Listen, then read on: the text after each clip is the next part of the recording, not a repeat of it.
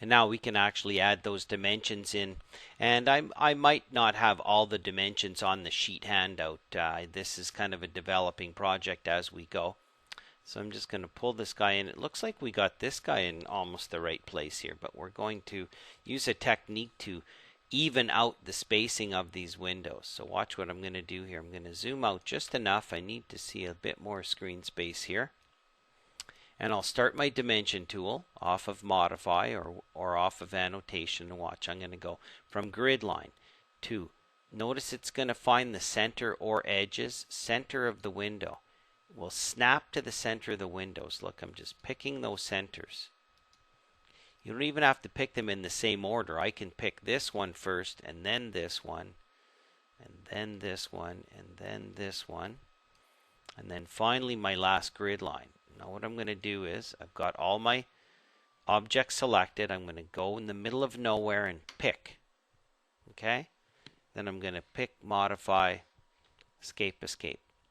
Now after the fact, I could have done it right away, but what you can do then is pick the dimension itself and see where it says not equal to. If you click equal to, it will space them all equally. Okay? If you don't want it to say EQ, you can pick on here and you just simply go into here where it says equal text and you say show me the value instead, and it'll actually put the value in. Okay? So they're set to be equal, and that's equally constraining them. If I move this grid line, those windows will all realign to be equally spaced. Okay? Now let's try it again. Dimension from here to here to here. So I'm just picking all these windows again. I'm snapping to the center lines. And then over to here. Zoom out. Place that there. Now, right away I could go equal. Boop. And the problem with that equal is that this window, click out, is now conflicting with this wall. And notice Revit gave us that warning. So we can leave those spaced equally, but then my partitions aren't really working too well. So I've decided to say, no, you know what? This side is not equal. Don't worry about the equal stuff. Okay? I'm going to just take this one and I'm going to nudge it using my arrow key. Okay? Now I can also pick on here and I can say edit witness line and then add a new point in here. Click and then click out. Escape, escape. Now when I pick on here, I can change these numbers to be, more even. Maybe I'm going to change this to just say 5 feet. Click out, and then I've got that.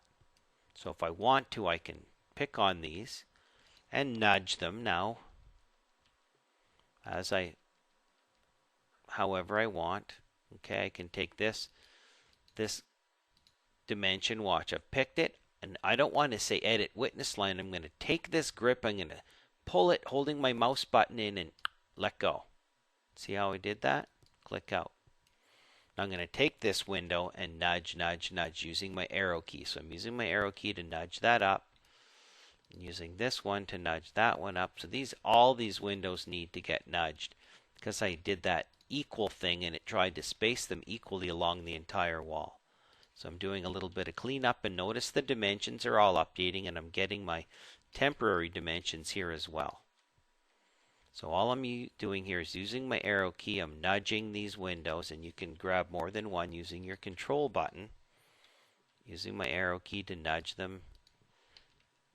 Doing this the long way on purpose, just for demonstration purposes. Pick on here. So nudge, nudge, nudge. Okay. So however you get them into place, I can take this now and say, okay, these look good. This is 3'10" and 3'6", 6 foot in between. So this first one is going to be okay. The second set, I can say, well, I want them at least symmetrically spaced off of there. So I'm going to take this guy and make this 3'6".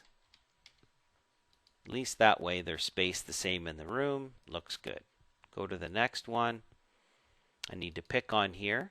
I need to say edit witness line to get a new one and go pick right there.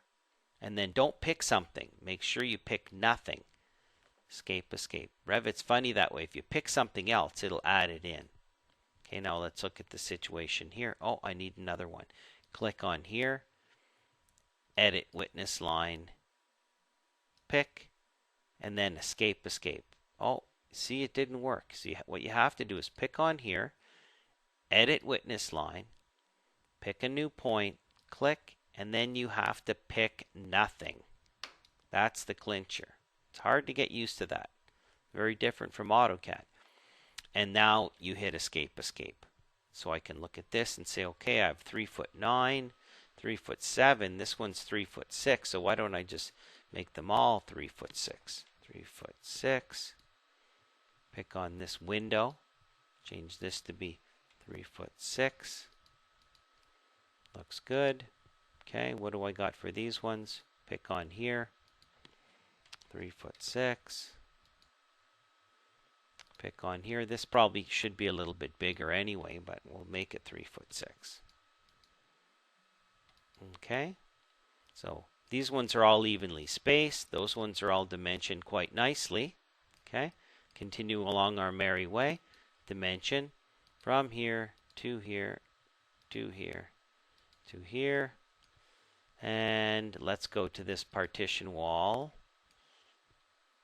And let's just kind of stop it at that point. Click out, escape, escape. Now let's say we want these three spaced evenly. Can we do that? Pick on here. What will this give us? Oh, we end up with a conflict here. Click out. Didn't. That's not going to quite work for us. We do an undo. So I'm going to take this guy and I'm going to nudge it over. Take this guy. Bring it back a little bit this way. Okay. So I'm just trying to get them so that these ones are, so this is 7, 7. Let's take this guy and make this 7, 7.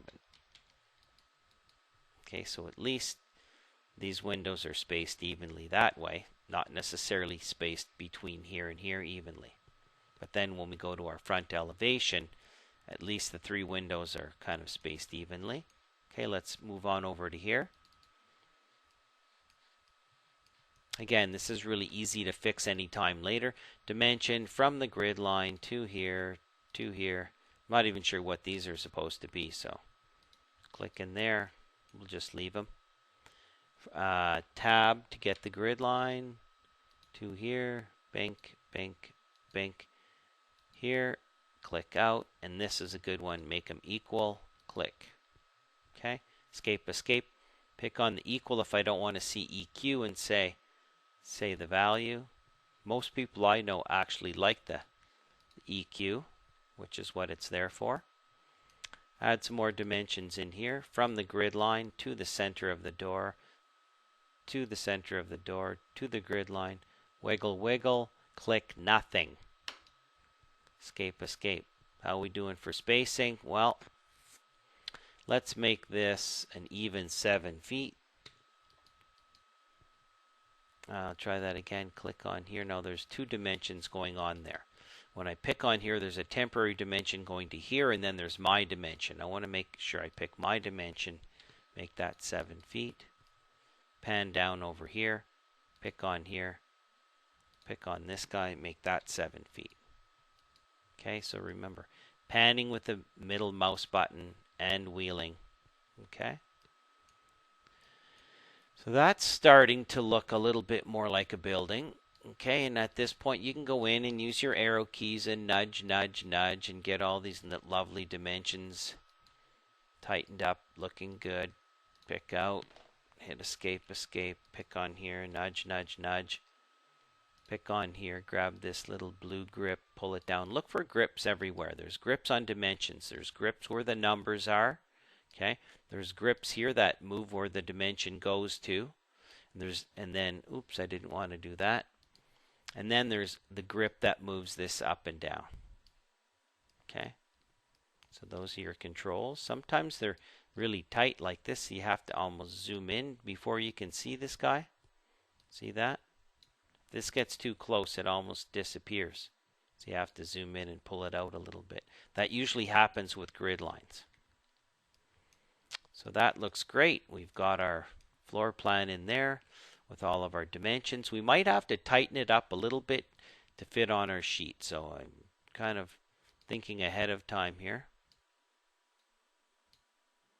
Pull on this guy, move it in, and then nudge these guys back out.